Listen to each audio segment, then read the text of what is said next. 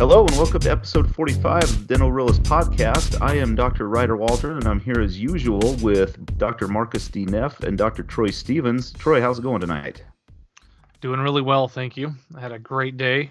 I'm excited for the podcast tonight. We got a neat guest and looking forward to getting some insight from him. Yeah. Marcus, how are you doing? I'm doing great. Good. Came home this evening to the smell of fresh baked bread. How about that? Wow, how about My that? wife baked bread today. I know. That is good. I'm Good, gonna eat a whole good. loaf and gain probably 20 pounds. But Pound down a loaf tonight. Well, guys, let's get right into the topic tonight with our special guest. So we are joined tonight by Benjamin Tuinei from, he is the CEO and founder of Veritas Dental Resources. He is the host of the Navigating Dental Insurance podcast. He's an all-around great guy, and he is going to help us learn how to fight these evil insurance companies tonight. So, Ben, welcome to the Dental Realist podcast. Hey, gentlemen, it's great to be with you this evening. Yeah, it's great to have you here. We Yes. feel like we brought in some reinforcements tonight, which I really enjoyed. Right? So, Well- Ben, go ahead. Oh no, I said with the four of us, we can get a lot done. That's for sure. Yes, I think so. So, Ben, what made you decide to work with dentists against insurance companies? I've been to one of your lectures before, and it was awesome, to be honest. Oh, And it cool. was like just such a breath of fresh air to hear that somebody actually has the dentist's best interest in mind and knows how to actually combat this stuff. So, what made you actually want to do that? You know, to be totally honest, it was a total accident. I was I was working for a private equity firm and based out of Detroit and New York City. And at the time, I was a single guy, late 20s, and living the life, traveling a different city every day and sometimes multiple cities in a day to raise funds for certain projects and make a lot of money. And one of my friends, he was hired by this dental group in Arizona. And after 2 years there, they recognized one of the number one issues that they had was insurance in general, the reimbursements, the write-offs, the consistent denials. So they created this profile for their headhunters on who they were looking for. And in their executive meeting, my friend Danny said, you know what, this profile fits a guy that I know, one of my best friends. He's never been in dental, but he fits this to a T. So he gave me a call. The very next week, I flew out to Arizona. I met with the CEO, and he presented to me a bunch of problems, all the issues. He had a bunch of printed documents showing how many doctors they had, their production numbers, their write-off numbers, their fee schedule comparisons against, the PPO fees versus the office fees. And I noticed that there was a lot of opportunity. So I took the challenge and told him, look, give me a couple of weeks and I will put together a plan of action for you that'll help address some of these issues that you presented to me. So I presented to him, not intending to be hired by this company. I wasn't seeking a job. I was very happy where I was at. But I sent to him my response and I said, look, you have to do this, and this. And in my discovery, this is what I found. And a lot of it was surrounding the insurance fees not being negotiated. I discovered that there were some other offices, dentists that worked for this group that had offices in the same city that had higher fees. And I thought that was kind of odd that they didn't recognize this before or interview their doctors who had private practices about the discrepancy in fees. And then the other component, I noticed that in one of their practices, they were performing buildups, but not submitting them along with crowns. And I read the definition, a guy that's not in dental, I'm like, okay, if this qualifies as a buildup, it should be submitted. So when I interviewed the office and I asked them, why aren't you submitting the buildup code with the crowns? And they said, well, it's not a code that ever gets paid for, so we don't want to see that write-off in our system, so therefore we don't bill it. And I started to wonder, well, what other things are you billing and you think that are not covered? Because in my research and talking to the insurance companies and the policies that are written for the vast majority of PPO plans, buildups and crowns are, buildups are necessary for the crowns to retain them. So having just very little knowledge on the coding aspect of things, how insurance companies work, I discovered a lot of opportunity. And I told them, look, I told the CEO of this group, you need to hire somebody that can negotiate and that can help button up these coding related issues. And he then they put some feelers out and they couldn't find any companies or any individuals that knew how to negotiate with insurance companies. So he made me an offer and I accepted it. And, 14 years later, here I am. Cool. I worked for that group for a few years and realized the opportunity from the dentists that work for that group, that a lot of them started to get jealous. They would look at their EOBs and see that, we were getting over $1,000 on a crown, and the same insurance plan, they were getting $550, and they, I just saw an opportunity that there was nobody providing the service. A lot of the doctors within the group, with the permission of the CEO, hired me personally to come and help fix their fee schedule issue. And, through word of mouth, that slowly evolved into a clientele, and 6,000 dental offices later, and many, many years, here we are. We've learned how to engage in this craft of fighting insurance carriers. But it's not just the fees. There's so many other things in the practice that need to be addressed as it pertains to insurance. And, those are things that I've learned along the way. Cool. So this is Marcus. Ben, you mentioned negotiating the reimbursement. For one question is how well do insurance companies negotiate with individual providers? And to go along with that is, can an individual dental practice actually negotiate fees, or does it take being part of a big group? Very, very good question. Not all insurance carriers are willing to negotiate with solo practitioners. And this is one of the unfortunate parts of medicine and insurance, is that the larger your group is and the more leverage you have, the greater the ability is for you to negotiate. And the smaller the practice is, there are some insurance carriers that will negotiate, some that just won't, simply because, there are some dynamics for when it comes to leverage when you negotiate with insurance carriers. And with solo practitioners in certain communities, like in Idaho, Blue Cross Blue Shield is one of the largest plans out there. And what you see among the participation numbers is that almost every dentist in every given community is participating with Blue Cross. And there goes your leverage. And, with group practices that have multiple locations throughout any given state, if they threaten to drop Blue Cross at any of their locations or for all of their locations in the state, it creates for a huge negative impact on that insurance plan, simply because a lot of the employers in the area may not tolerate that. The employers may say, well, if we lose this group, then the very next period of open enrollment, we're going to have to consider dental plans that they participate with, or other dental plans that have a stronger network. So leverage is a key factor when it comes to negotiations. In terms of solo practitioners, I don't want to discourage solo practitioners from negotiating. The truth about solo practitioner negotiations is that you can absolutely negotiate with most of the plans that are out there, and it does make a difference. There are steps to follow when you negotiate. One being that the dentist has to be the face of that negotiations in order for you to get the best results. And I've proven this time and time again, even for our clientele. There are some insurance companies that just won't deal with third-party companies like us. So when you have the right scripting, and it's the doctor communicating with the insurance company, and you have the right leverage, we've even been able to get Delta Dental in certain parts of Idaho, Utah, and Washington, the impossible state of Washington.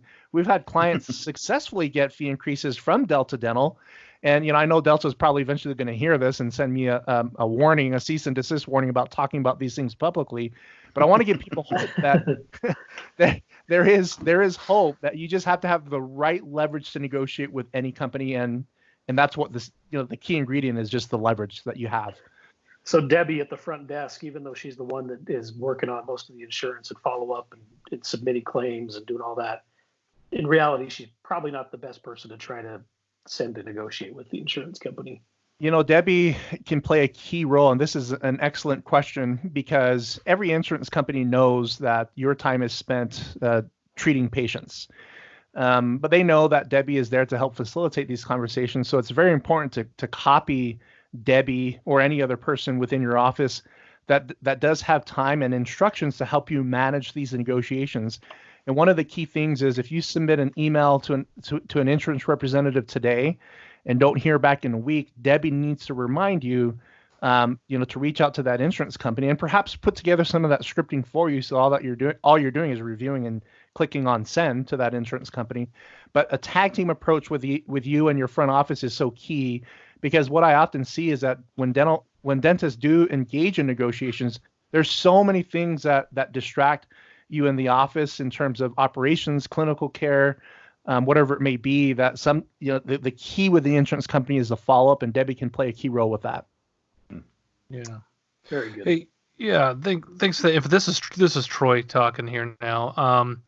You mentioned in Arizona that you had several practices that, your group practice, and then there was other practices around that were getting different fees from the same insurance company.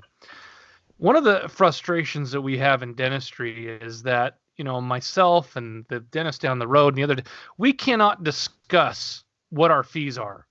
We can't. It's antitrust, right? Right. So we can't get together and say, hey, everybody, make your fee for a crown this, make your build up for a fee crown, make your fee for a build up this, all that stuff.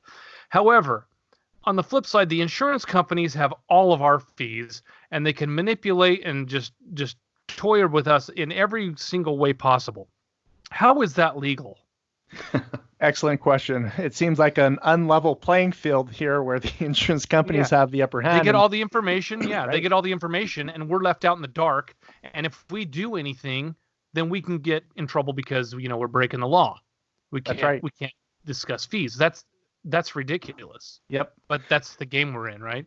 Yeah, it is. It's an unfortunate place to be. And the legal protection for the insurance companies, it's the federal, not the federal antitrust, it's the McCarran-Ferguson Act. So the McCarran-Ferguson Act was passed by Congress over 50 years ago, I believe, and it was primarily designed for the government to partner with the the insurance industry to help cost contain medical care in an effort to create competition. Antitrust is there to create competition to drive down costs of goods and services. But McCarran-Ferguson was written by the government in an effort to allow insurance companies to share data. And that data sharing was designed to help fairly, and I hate that they use this word fairly, create enough of fair competition among the payers to lower reimbursements and to lower the cost of accessing healthcare. The negative result is what you see today. You hear the phrase roll up of the medical industry that occurred 30 years ago. Where insurance companies essentially have made it very, very unaffordable for solo practitioners in medicine to survive. And naturally, that's how the HMO models started to build. The managed care system started to build, where a lot of the physicians started to create cooperatives, or they started to work under hospital systems that had more leverage to negotiate than the solo practitioners. And in dentistry, you're seeing some of that happen, where the group practices are definitely favored with higher fees. But the insurance industry they have a shared database of information where they're allowed to see what goes on behind the scenes, to create fee schedules and policies that don't make sense, as you see from time to time. But more importantly, they make more money the less they pay you. One of the interesting facts about dental insurance in general. So there are two types of insurance plans from a governing perspective. You have a fully insured plan, which are typically more expensive PPO plans. And then you have self-funded plans, and that's where the majority of the health plans are. Employers that they pay their own claims. They pay a rate every month, and at the end of the year, they either get a refund for overpayment, or they get a bill from the insurance company for whatever procedures that were billed to them by the employees. With those plans, the fully insured programs, you know what percentage of the dollars that an employer spends that actually reaches a dental practice? Oh, I would have no idea, but I'm guessing it's very low. Well, Delta Dental's the highest percentage of all the payers. They're at 60%. Wow. MetLife is at 50, Guardian's in the mid 40s. A lot of the insurance plans, most of them I would say would be in the mid 40s. So it's a huge profit model for the insurance industry. The less they pay you, and by reducing your fees, the more they make. And this is actually one of the negotiating techniques that I use. If I find out that, let's use an example like Amazon or Micron Flash here up the road. if they have a fully insured plan, and I find out from their broker what they're paying, and I look at their filings to the government, and I submit a Freedom of Information Act to get information on what they report to the government in terms of their numbers, because that's a requirement for insurance carriers to do that. And I find that less than half of what this employer is paying is reaching the dental office. I'll send a letter to that employer and say, do you realize that the plan that you're using now reported to the federal government last year that half of what you have actually paid for dental services, only half of it was actually used on dental services? Mm. And that gets the employers really ticked off, because they start to realize they're spending too much. Yeah, we're getting ripped off from dental insurance companies, But going back to the original question, it's the McCarran-Ferguson Act that gives the insurance industry collective data sharing so that they can use it against you. That's so awesome. I'd like to know how that ever happened, and go back in time and reverse that, because that is one thing is just unbelievable about how unfair that is. It really brings up. It is. It's extremely unfair, and there's a lot of evidence to prove that. But on the flip side, the insurance argument is that, well, the McCarran-Ferguson Act has worked, because now you look at the cost of dental premiums, and they've come down over the years. Well, relative to to inflation, 55 years ago, MetLife was the first first organization to create a dental plan. You know what their annual maximum was 50 years ago, right? 55 years ago. The same as it is today. Yeah. The same exact as it is today. That's exactly right. Well, maybe not quite, but you know what I'm saying, within hundreds of dollars, maybe a couple $100. It was a $1,000 annual maximum plan 55 years ago. There you go. And today they sell $1,000 and $1,500 annual maximums. But the only difference is that the cost in comparison, the cost over time has increased, but according to inflation, it's actually been controlled. And that's their argument. So the solution to that is that you have to have some type of organized dentistry in a legal way that allows you to combat these issues. And there are a number of examples of them throughout the country. Virginia created, the state of Virginia created this group called Atlantic Dental Care. And one of their primary missions is to combat these insurance issues. And they've been very, very successful in doing that. In Utah and Idaho, you have groups like the Dental Cooperative, which I created the insurance negotiating department for those groups, and they do a very good job. Well, they have a long way to go. But one of the things that I want to kind of put out there, and this is not a plug for the American Dental Association, but this is one of the relevant points behind dental societies, is that there's a bill sitting on Mitch McConnell's desk, a bill that was passed in Congress in 2015 that would help create more transparency on the payer side of things, as well as a provision that would essentially repeal the McCarran-Ferguson Act. And that bill has been sitting on Mitch McConnell's desk since 2015. And the reason why is because there's just not enough. He's being paid. Well, that's what it is that there's a lot more insurance lobbying going on than there is dental lobbying. Absolutely. And the American Dental Association, I think they have a tough task ahead of themselves, is to get enough doctors to support these bills. I think they've done a reasonable job, as well as all the other organizations that have been supporting those measures. But that's where the problem is that more of the organized groups, you don't have to be a member of the American Dental Association, but when you collectively work on these legal battles together, they do prove to make a difference. And healthcare can show you that all day long. But yeah, interesting. So Ben, we went to dental school right around the turn of the century. We graduated in 2003, and at that point, we had been told as we graduated that we were going to be entering the golden age of dentistry. And as long as we didn't go down the same road as the physicians did to get into these HMOs, we would be fine. So, with that information, how did dentists get to this point? And what blame is there to put on dentists and dentists in general? I read your article in the UDA magazine recently, which inspired me to ask you to be on this podcast. But you mentioned a few ways and the dentists can fight against these insurance companies, and why part of the blame is to be put on dentists. So can you explain some of that? Sure. So I wouldn't necessarily place the entire blame on the dentisting. Can I say that? Dentisting, is that a word? You just did, You yes. bet. Totally makes sense. On the dentisting side of the community, the dental industry, I wouldn't necessarily place blame on them with regards to where we are at today with the lowering of reimbursements, simply because the insurance industry has banked on the fact that they can collude, they can share data, they can call each other to find out what they're reimbursing. A good example is, Educators Mutual (EMI). Essentially, Yeah. they have one of the strongest provider networks in the state of Utah.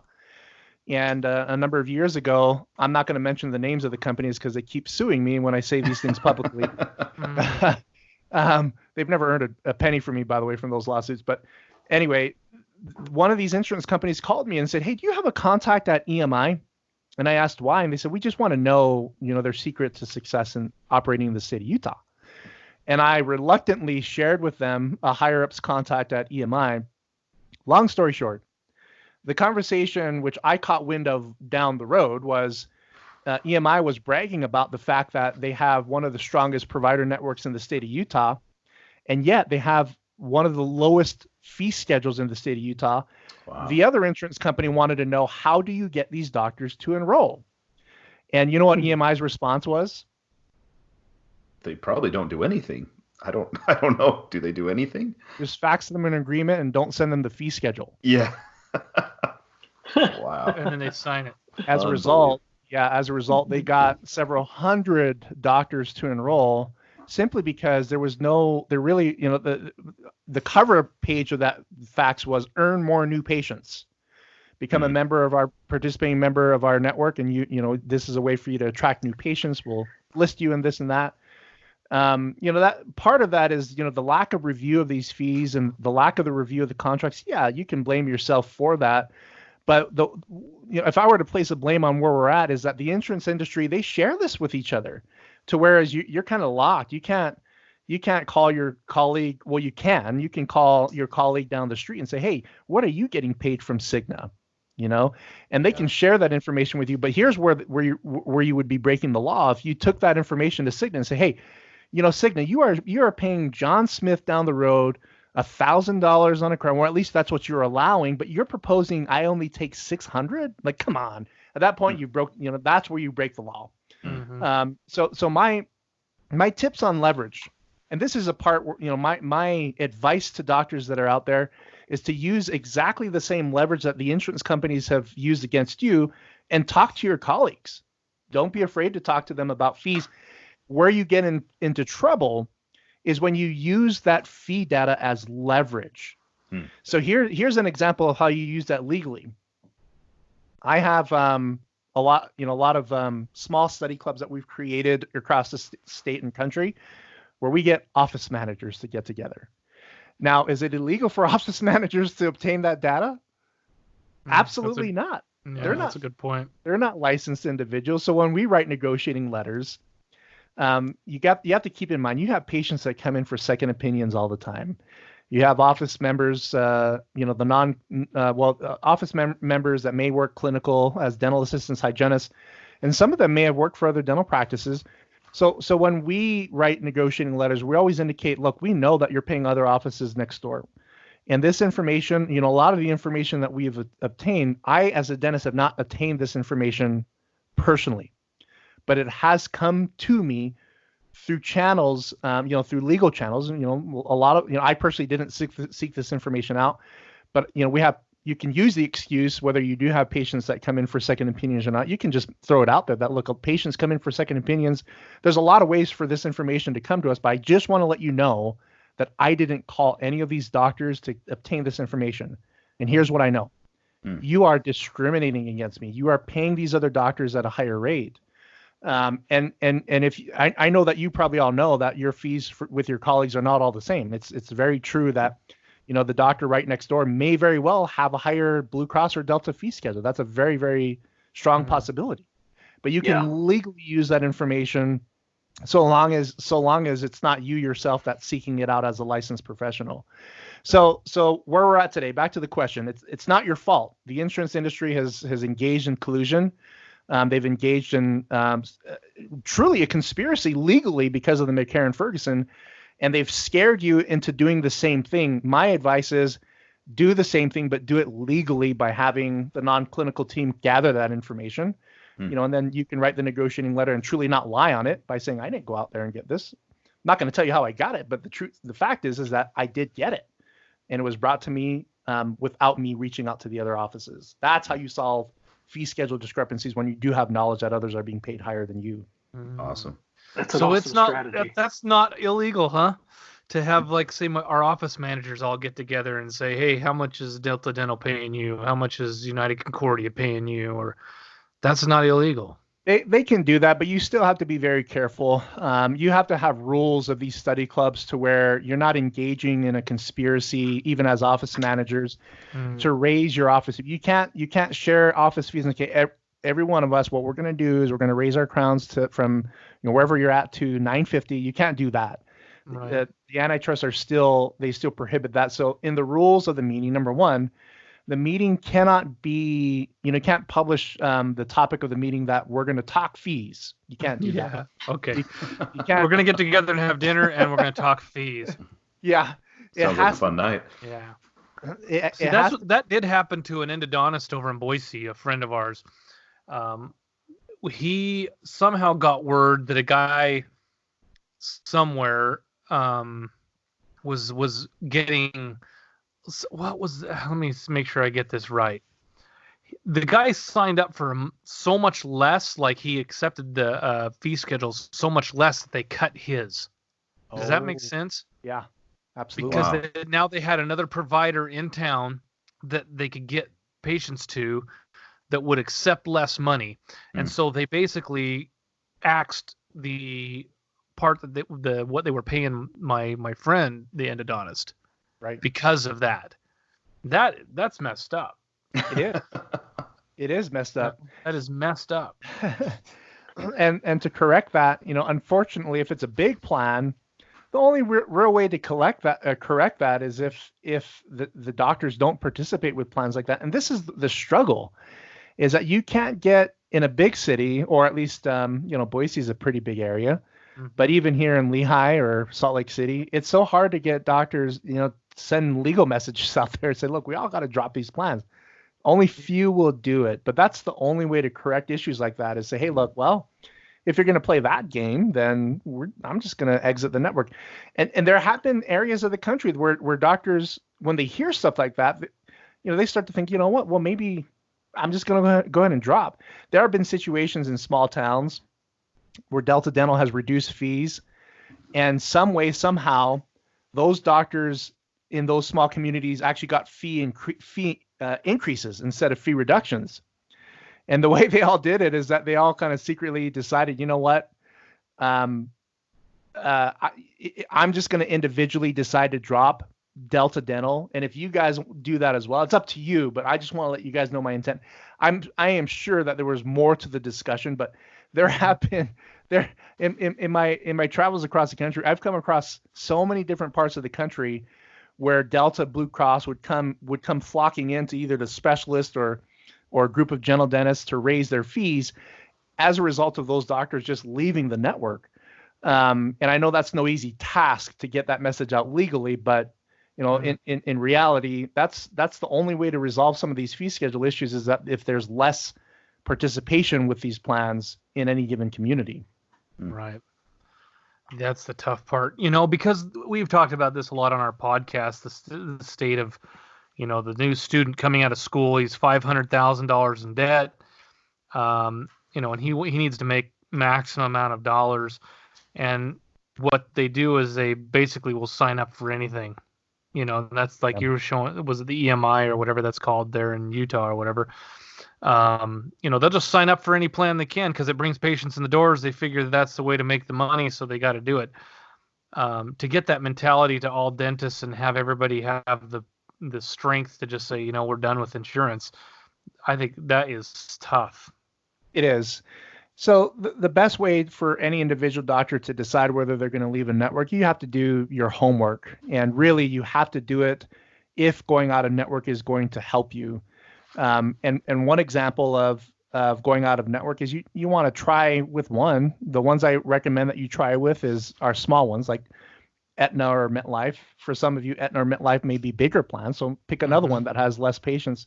When you understand what these plans pay out of network, you'll be kicking yourself and saying, why did I stay in network with these plans for so long? MetLife, as an example, they pay 40% more out of network, sometimes higher. And the keys to going out of network out of network, yeah. Like as an example, if you submit here in Utah, MetLife allows $550 to $600 on an all ceramic crown. Yeah. If you go out of network and your fee for a crown is, let's say, $1,000, MetLife will pay $500 out of network, as opposed to half of $500, which is your allowed amount, $250 basically. So you double your reimbursements out of network with some of these plans, but you have to do some homework because not all these plans are out of network friendly. So you start with the ones that are out of network friendly, like Aetna, MetLife, Guardian, Veritas, Assurant, and the list goes on. And it's how you communicate to the patients your intent to go out of network. When you say, hey, when you communicate to the patients and say something like this, hey, just want to let you know that we've dropped your dental plan just because it's not paying enough, and we just can't afford that anymore. To the patient, that sounds selfish. That sounds like, well, then fine. If you're not willing to accept those discounts, I'm going to leave because you sound a little greedy. So instead, what we tell the patients is, hey, I want to give you a heads up. We are in the process of becoming an unrestricted provider. And unrestricted also means out of network. But what it truly means is that as an unrestricted provider, we are no longer agreeing to these ridiculous restrictions that in-network providers have to abide by that greatly threaten our ability to provide quality care for you. So in an effort to protect the integrity of quality care, we are becoming an unrestricted provider. You may see a little bit more of an investment. That may or may not happen, but the reality is that we will have a better and more protected way of delivering care to you. And I just want to give you a heads up. We'll take good care of you. We'll still bill insurance. We'll still have access, help you get access to your benefits. So for the most part, overall, we're hoping that your experience with us increases just by the way, for us to protect that care that you need. So something along those lines that steer the patients towards the quality component of care. They already trust you. Dentists and hygienists are ranked in the top 5 most respected professionals. But how you communicate that to the patients will determine whether you have a high rate of patient retention or not. You are going to have some attrition, but I recommend reviewing the Kodak study. Are you guys familiar with the Kodak study? No. So essentially, the Kodak study it's something along these lines that if you increase your fees by 10%, you'll generate the same profit on 71% of your patients. Meaning, if 30%, 29% of them leave, then you'll still earn the same revenue. So in essence, when you go out of network with a plan that's out of network friendly, what I usually see is that if you communicate the right message to the patients, your attrition rate will only be 5 to 10%. And what that means is that because you're collecting a higher amount on the insurance payment, because the insurance payments increase significantly when you go out of network, even if you choose to give a discount to the patient, that you're now earning off of 90% of those patients, you're still earning 25 to 35% more than you were when you were in network. And you have to do those assessments. And what I know in Utah, Idaho, and most parts of the country is that doctors that are participating with 10 plans, they can drop 8 of them with a great deal of success and have the vast majority of those patients stay. And I wish we had time more to talk about that, but that's what we're seeing across the country is that whole golden age of dentistry in terms of being somewhat fee for service, 100% available, 100% still possible. Even in Utah and Idaho. In Utah, we have a mass number of doctors leaving dental plans, including Dental Select and EMI, who are some of the larger payers. I had a meeting with a client in Salt Lake City last week. We had them drop Dental Select, EMI, and a bunch of other small, low-paying plans. About a couple of years ago, we started the process. Last year was their biggest year in 15 years. Wow. Nice.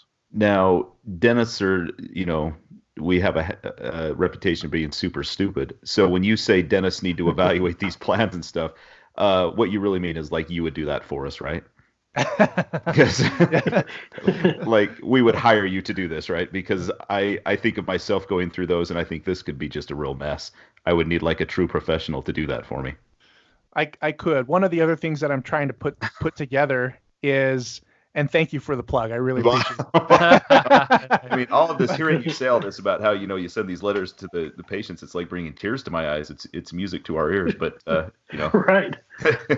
Well, anyway, go ahead. One of the things, I'm actually in the process of writing one of my next articles for Dental Economics, and it's about this very issue, is how do you go out of network with a plan successfully?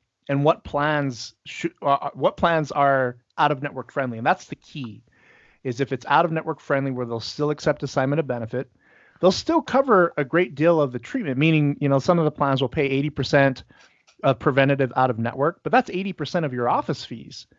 And that 80% in most situations is still 20 to 30% higher than the in-network reimbursement. So at that point, the question becomes, can I legally waive that out-of-pocket payment from the patient? And in most states, the answer to that is yes. When you're out of network, there are no restrictions. There's no contract. There's no laws, no laws on the books that say you can't waive an out-of-pocket for a patient for a dental PPO plan if you're out of network. Those provisions are up to the contract. And since there's no contract with you and the insurance company, there's a lot of flexibility. And so that's my mission this year, is to provide more of that education so more and more doctors get on this bandwagon of leaving dental plans in an effort to balance the scale of power by taking the power away from the insurance companies. And the power for the insurance companies is your participation with them. They look at that as an endorsement, as well as they have the ability to reduce fees, as with one of the examples about the endodontist getting a reduced fee when another endodontist joined the network. Mm-hmm. Man, that is music to the ears right there.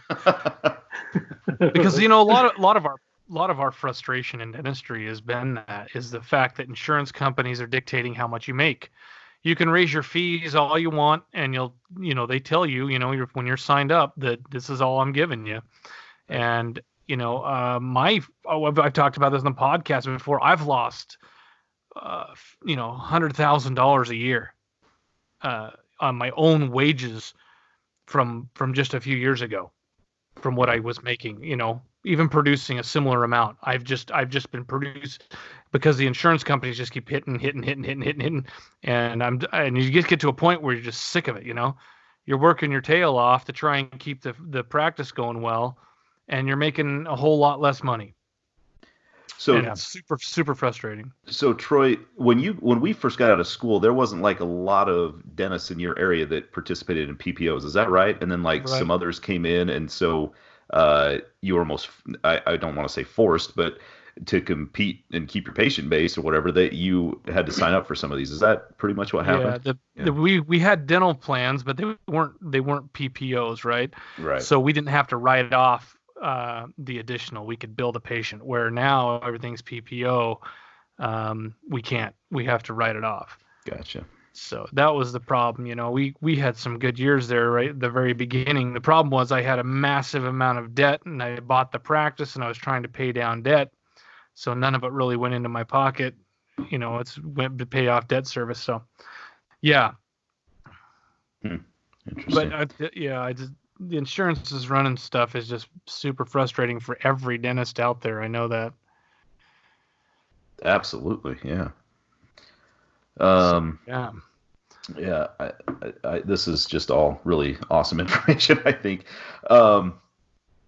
So, if you do drop some of these insurance plans, Ben, what kind of time frame are you looking at as far as seeing, I guess, increased revenue, increased collections from actually dropping these? Or are you going to have like a downturn at first and then pick up, or how does it work usually? Good question. So every insurance plan has a termination clause. that sometimes it's a 90-day termination notice window.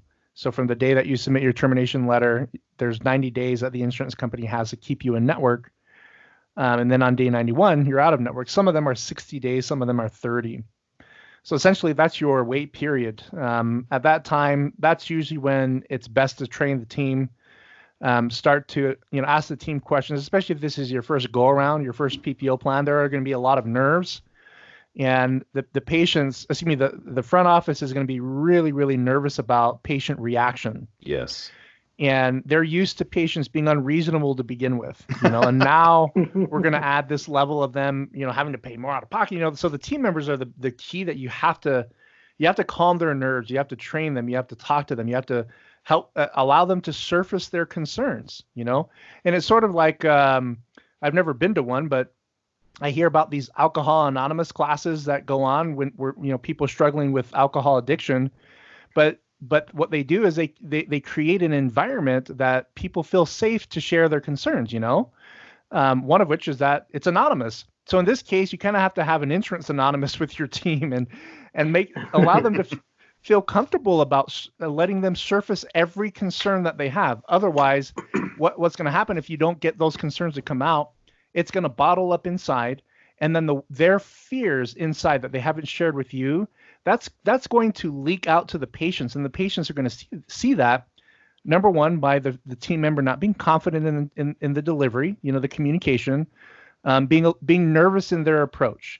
But you can start to see these telltale signs that, if you're a little bit nervous about my insurance, about me, you going out of network, I'm going to be nervous about that too, because there's something you're not telling me verbally. You're telling it to me in your eyes, and you're sweating and you're fumbling on your statements, that I'm going to start to be concerned. Maybe I should start looking for another dental practice.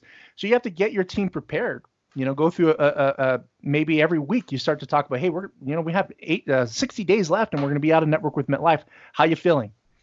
If you do a good job with that over time and you hit day 91 and your team starts to communicate with these patients, hey, we're unrestricted, just as a heads up, you don't have to change offices, no worries. Here's a letter that you can take that kind of reiterates, what our decision to go unrestricted and what it means for you. But don't worry about that. Your health is the most important part of our relationship here, aside from the fact that I love you as a friend or whatever it may be. Be positive and upbeat, and don't lie to them, about anything. Going out of network, yeah, it could lead to a little bit more of an investment. That's true sometimes. Sometimes it's not true. But in the end, once your team member talks to the first 2 or 3 patients, and then they see that the patients aren't freaking out, because the patients will mirror your delivery, the way you deliver, they will mirror your emotions, So going through 2 to 3 patients, your team gets confident, and then boom, you're like, wow, okay, we'll bill insurance.